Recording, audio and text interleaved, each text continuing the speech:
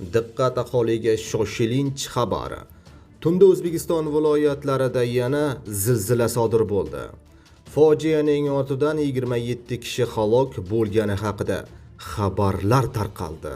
Assalomu alaykum, hurmatli tomoshabinlar. O'zbekiston va jahonda sodir bo'layotgan eng so'nggi va dolzarb xabarlarni o'tkazib yubormaslik uchun hoziroq like tugmachasini bosib qo'yishni unutmang. Diqqat qiling. Qirg'iz Respublikasidagi zilzila kuchi O'zbekiston hududlariga ham yetib keldi. Farg'ona viloyatida 2 ball bo'lgan 31 kilometrda, zilzila epitsentri Toshkentdan 266 kilometr janubiy sharqda joylashgan. Zilzilaning sodir bo'lgan vaqti esa tungi soat 23:37 larda yuz bergan. Ushbu zilzilaning magnitudasi 3,6 gradus, chuqurligi 10 kilometr. Epitsentri O'sh, Qirg'iziston Respublikasi, koordinatalari 40,36 gradus bo'lgan. BMT Markaziy Osiyoni zilzilaga tayyor turishga chaqirdi. Tashkilot zilzilalar tabiiy ofatlar orasida eng ko'p qurbonlarga sabab bo'lishini ta'kidladi. Mintaqa davlatlarini tayyorgarlik kuchaytirishga chaqirgan.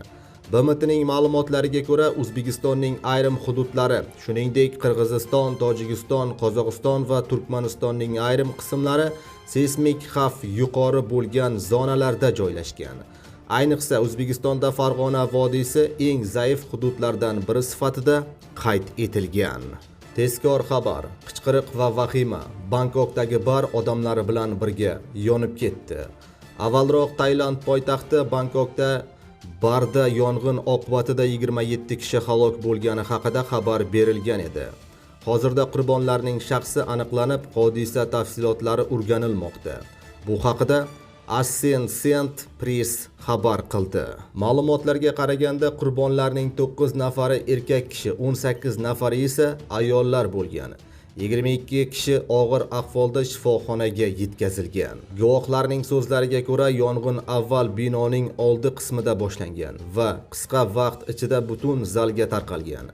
Ichkarida odamlarning qichqirig'i eshitilib, vahima boshlangan. Halok bo'lganlarning yaqinlari jasadlarini aniqlash uchun politsiya morgiga yig'ilgan.